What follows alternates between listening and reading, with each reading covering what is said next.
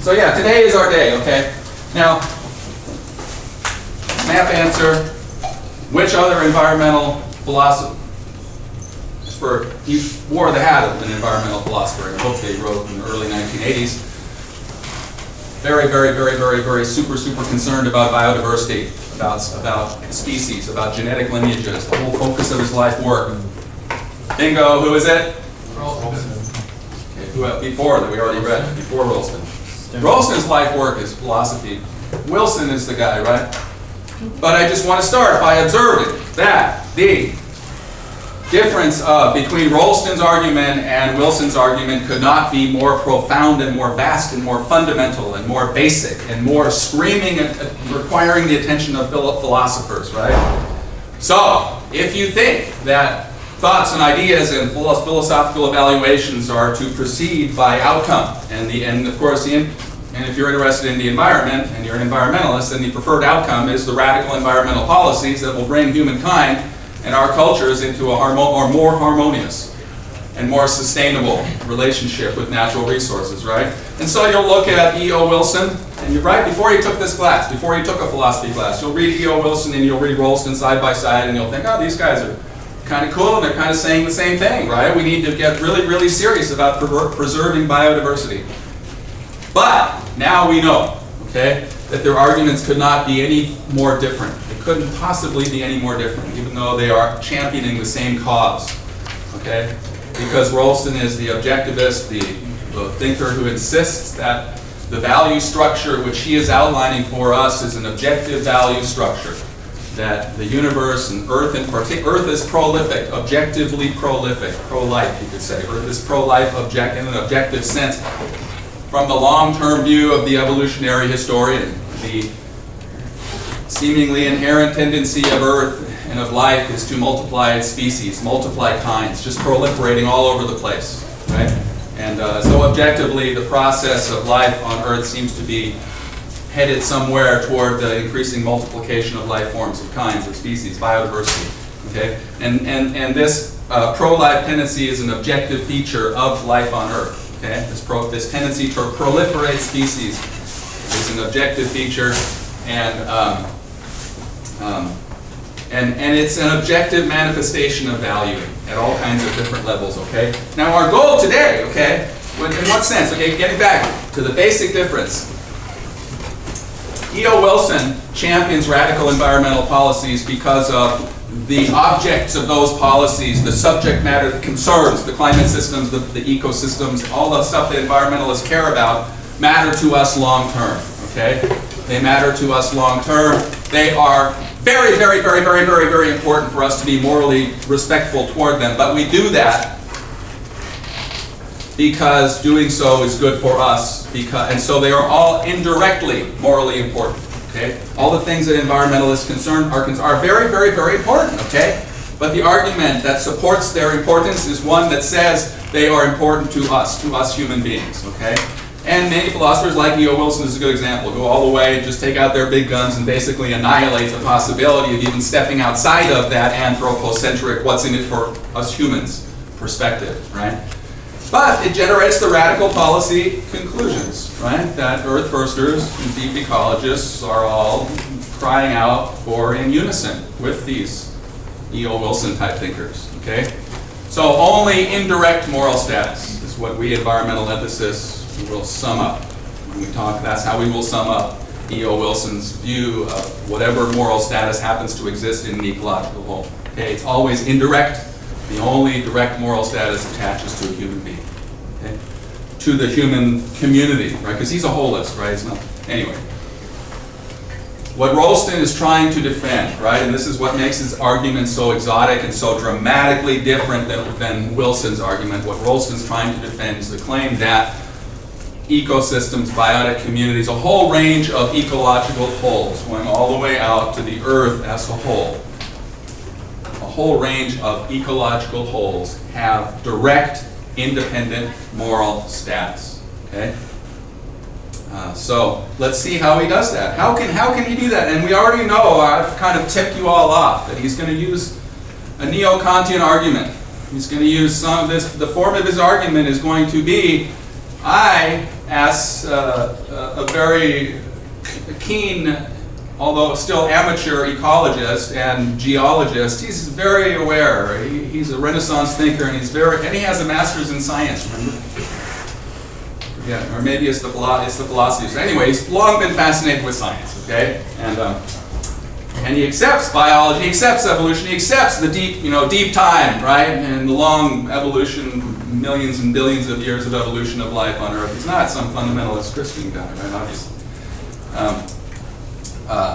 But his claim is that if you take the view from Earth, if you take the view from space, the view from the moon, for example, then what's happening here is independent direct value generation. Okay, because there are all kinds of things here that are able to generate value, and then Earth as a whole is able to generate value, and so it is intrinsically valuable. Okay, according to Rolston. Okay, so the view of Earth from space is, so let's try to figure out, okay, and in the past I've had students read another essay which is a little more encompassing by Rolston, where he tries to defend objective value, objective storied achievement at several different levels. But in this essay, we're just going to focus on species, okay?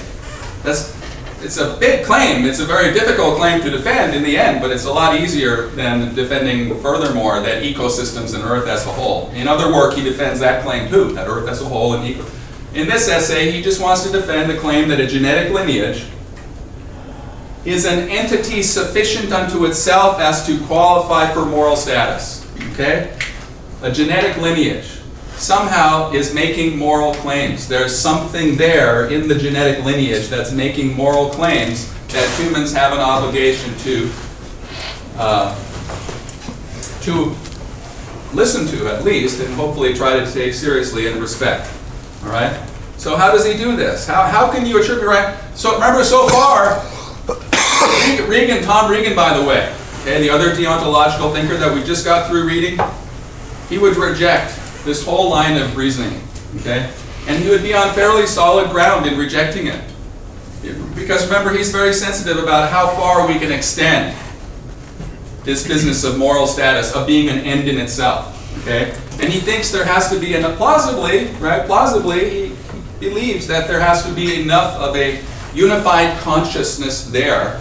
That's not just a consciousness like a fish looking out and reacting in some limited sense, but a consciousness that's aware of itself, and that is moving its body around in ways that indicate that it's aware of itself. All right, and that's as far as we can go. He thinks in understanding an objective moral status in a living being. He thinks that's as far as we can go. So Rolston wants to take a similar argument, though, and somehow try to think of a genetic lineage, right? It's easy to think of a dog. That's as far as Regan wants to go, right? A dog, mammals and birds. All individual mammals and birds are moral status holders, right? Rolston wants to say that ecosystems, in this essay, let's just stick with genetic lineages. He wants to say that genetic lineages have moral status. Okay, so how would he do that? As a philosopher, right? I mean, you might assert it, just at the dinner table one night, and that's one thing. But to integrate it with a coherent moral philosophy is what we're interested in doing. And so far, the coherent moral philosophy that deontological argumentation has led us to accept is that if there is an experiencing subject of a life, then a moral claim is being made, right? That experiencing subject of a life is making moral claims. It's making moral claims on the air that it breathes, the water that it drinks, the food that it eats, the space around it, the injury that it tries to prevent itself from incurring, right, et cetera, et cetera. Those are all moral claims. I don't want to be run over by the car. I want to eat food. I want to drink water. I want to breathe air. Those are all moral claims.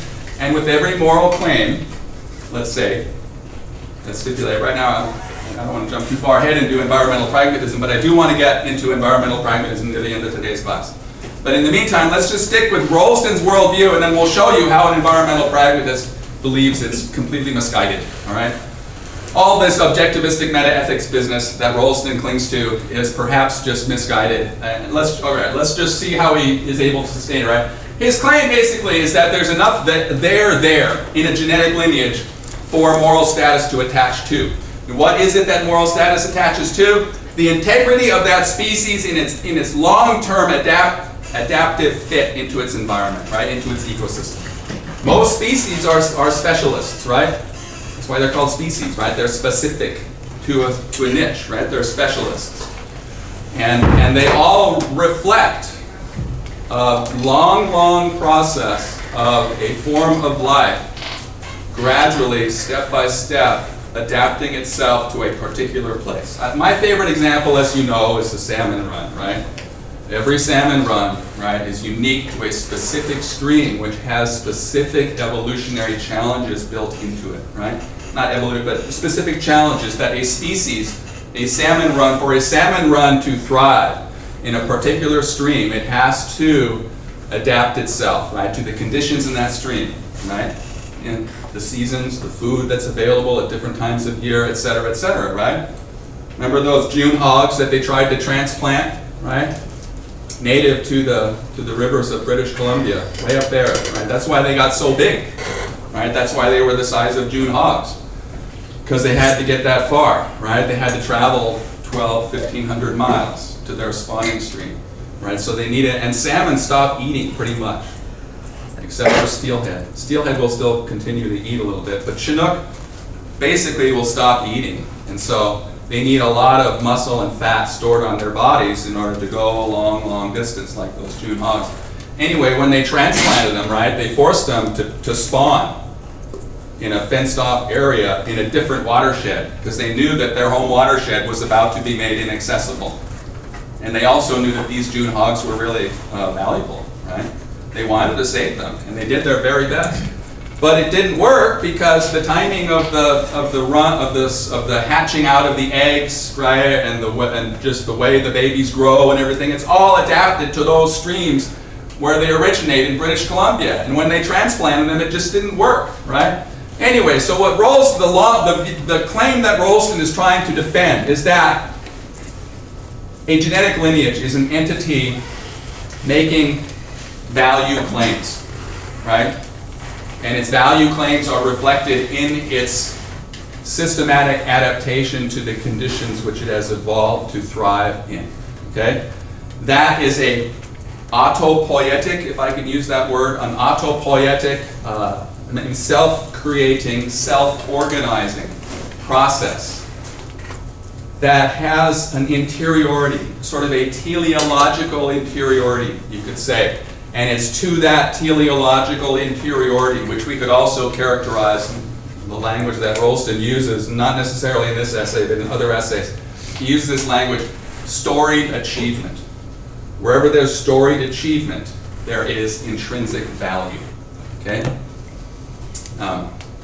And so Earth from the moon is not, Earth from the moon, we learn with this picture what happens. Well, according to Rolston's interpretation, what happens to our moral universe is we begin to understand our moral obligations to the earth as a whole in non-anthropocentric terms, okay? So kind of the Copernican revolution, you know, if you think of the Copernican revolution as being a recentering of the universe onto, right, and into its proper center, which is of our solar system, a recentering of our solar system onto its proper center, right, which is the sun, right?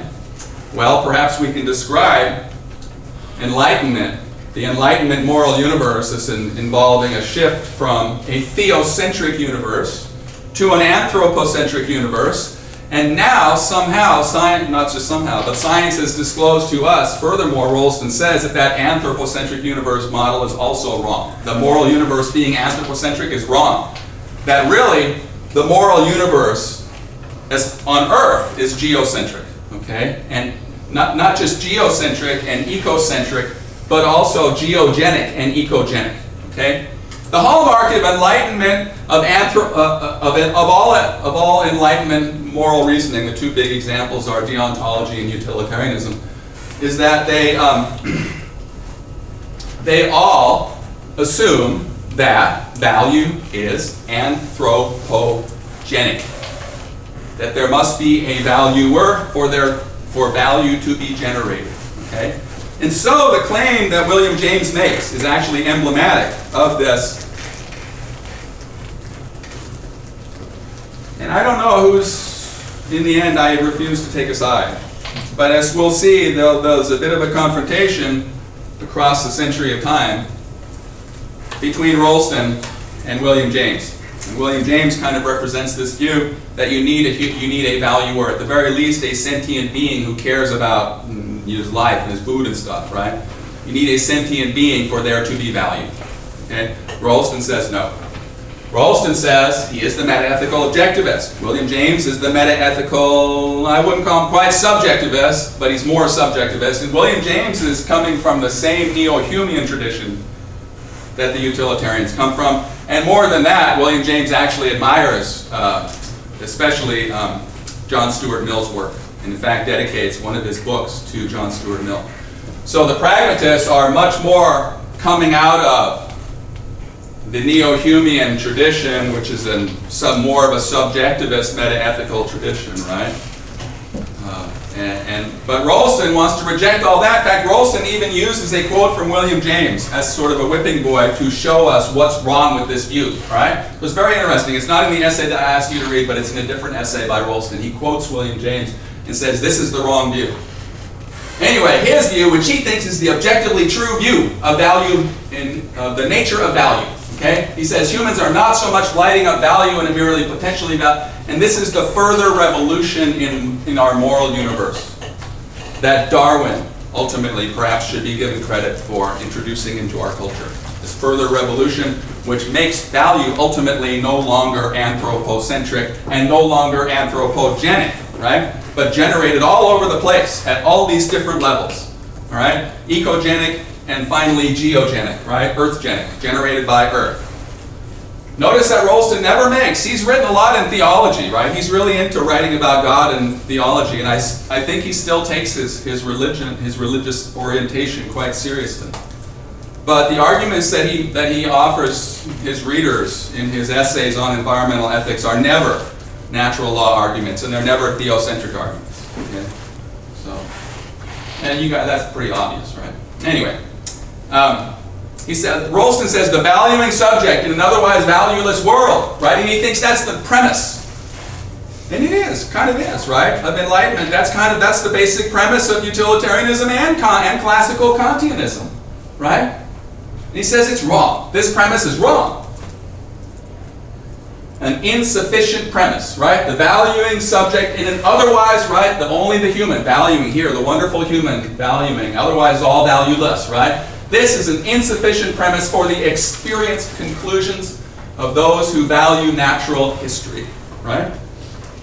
Those who understand evolutionary history, those who have done enough scientific investigation to understand the awesomeness, right? And this is where we can use terms like that, because he's not just making a consequentialist argument, the way a neo-Humean might make, just connecting all the dots between, well, for example, if you dump all this stuff into the atmosphere, then we have these disastrous consequences, right?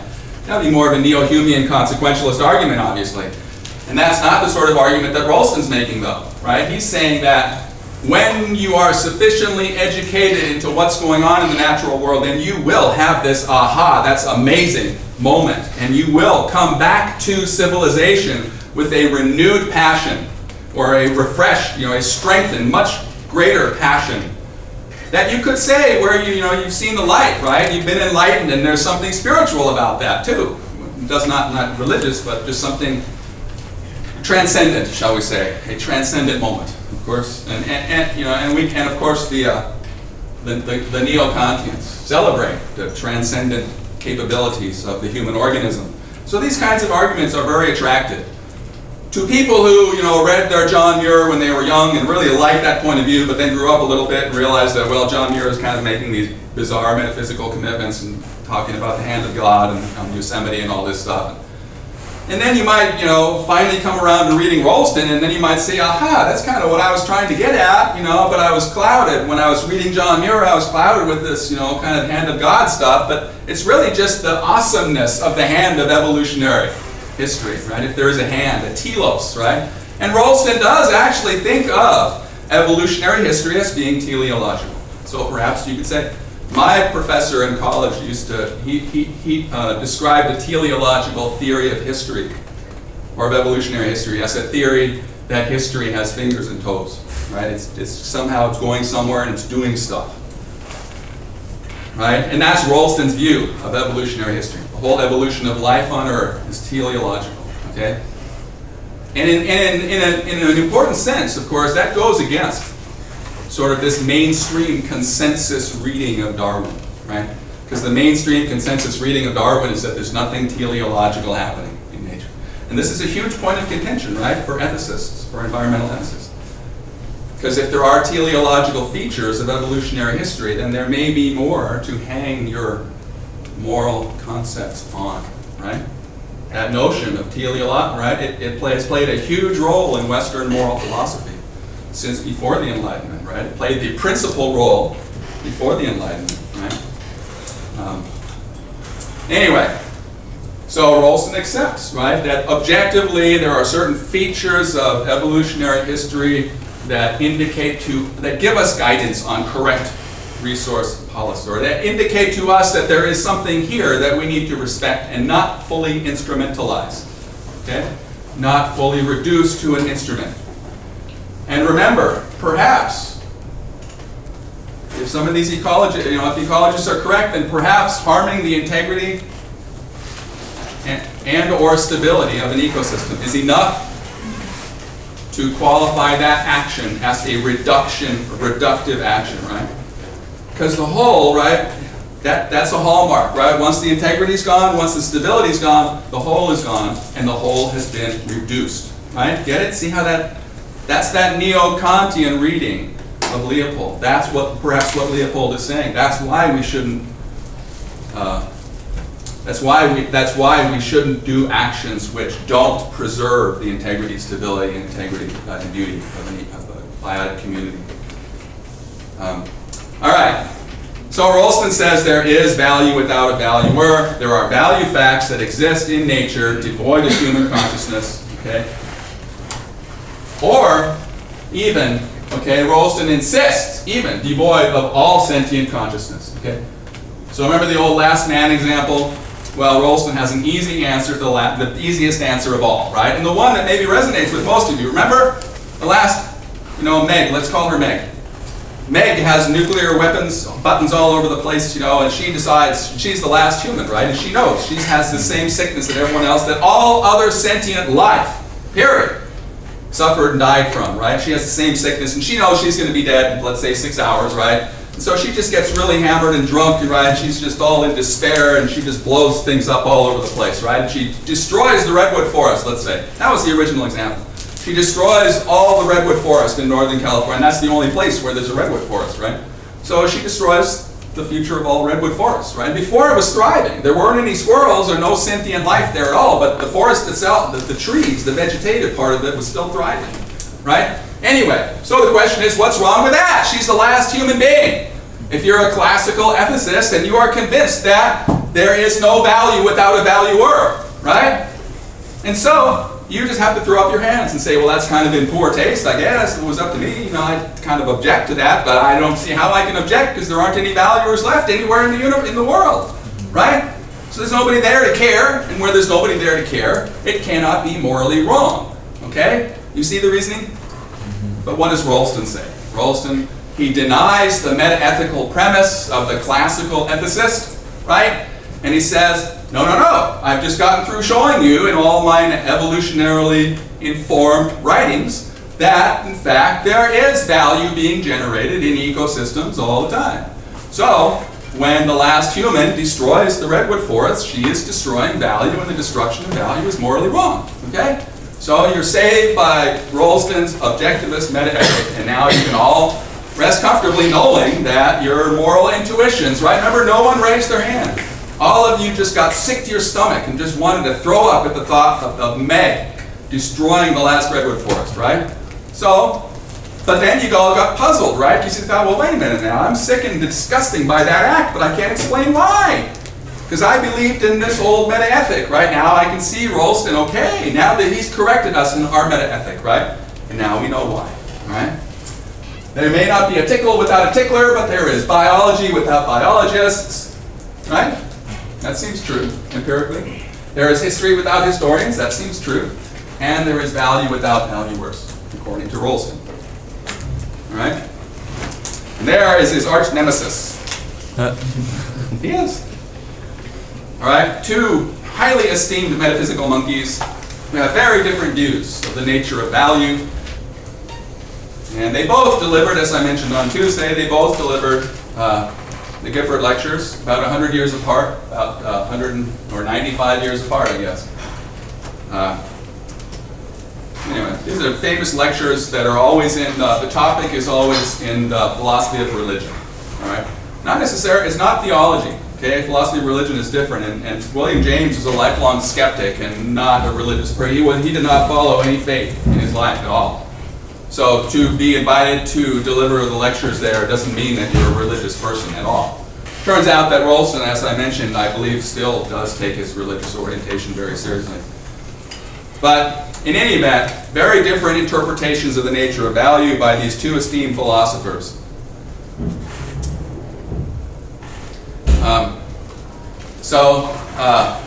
Rolston, of course, belongs up around 11 o'clock, 10:30 or 11 o'clock, as I mentioned, on the natural resource values wheel,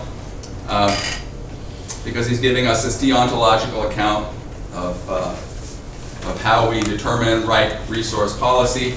And he's saying that non-human wholes, ecological wholes, have intrinsic value, okay, have direct moral status, okay? So, if you want to defend the view, right, that a climate system, all kinds of people defend the view that climate systems are very valuable for human beings, right, for human culture.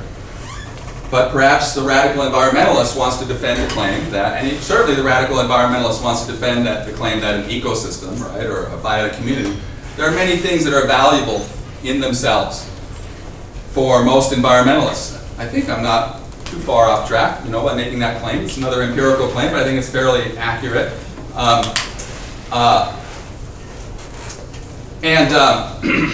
Rolston, though, makes this argument from a deontological rather than a theocentric point of view. Okay, it's true that Rolston occupied. Now, when we get to virtue ethics, that's interesting too. Virtue ethics too is often, more often actually characterized. Maybe I should put virtue ethics between deontology and John Muir. That's probably what I'll do in my next anyway. You shouldn't take this as a, I haven't finished, and I never will probably finish my chart, and it's always under revision. But when we won't study environmental virtue ethics until really the very last week or the very last class, I think. But often environmental virtue ethics is attributed to a religious tradition or as part of a religious tradition. So perhaps, if any of these normative theories is tainted, with some kind of virtue ethics would be more tainted than all the others. Both Kantianism and utilitarianism are expressly and resolutely, trying to get away, and their efforts to substantiate moral truth claims without any appeal whatsoever to a religious tradition. Okay, and that can be said of Rolston's deontological argument. Okay, deontological egocentrism as opposed, right? This would be neo-Kantian egocentrism as opposed to neo-Humean egocentrism, which I think I would characterize as consequentialist egocentrism, right? And that would be Collicutt, right? So this view is really very, very different than Collicutt's view. And Collicutt is not going to attribute intrinsic. But here's the difference between Collicutt's view and Rolston's view. Okay, the central difference. For Collicutt, as Collicutt proposes anyway, value in nature is both, it is non-anthropocentric, okay, but never non-anthropogenic.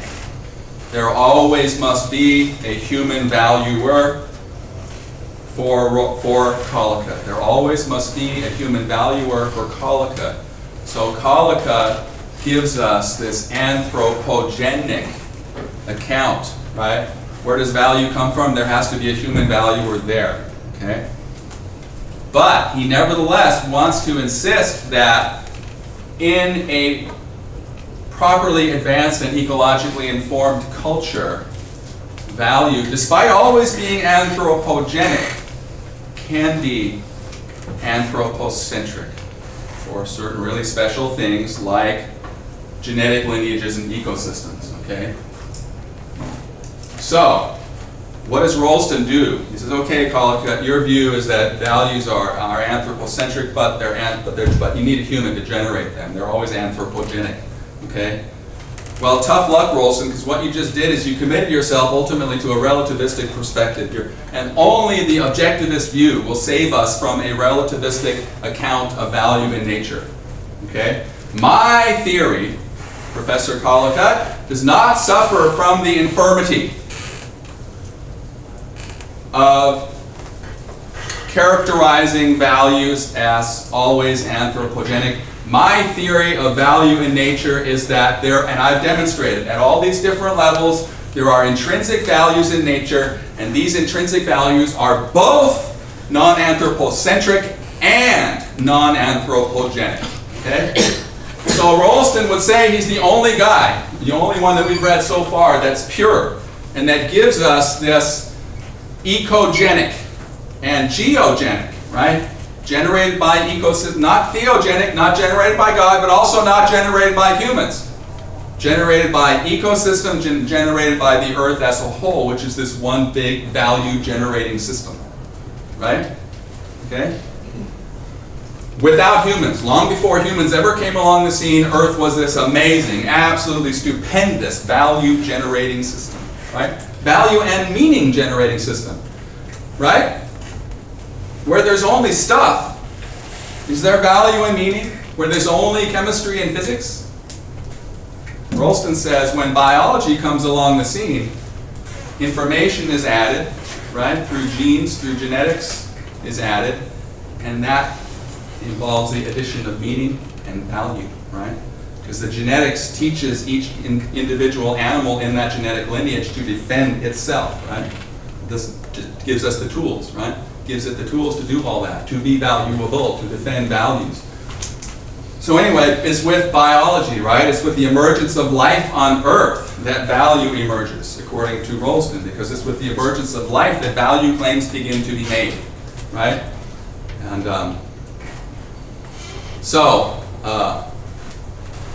that's interesting, though. I just got through saying that you need life. But I think Rolston, now this is very interesting. Now what would Rolston say about, for example, mineral formations that are not alive?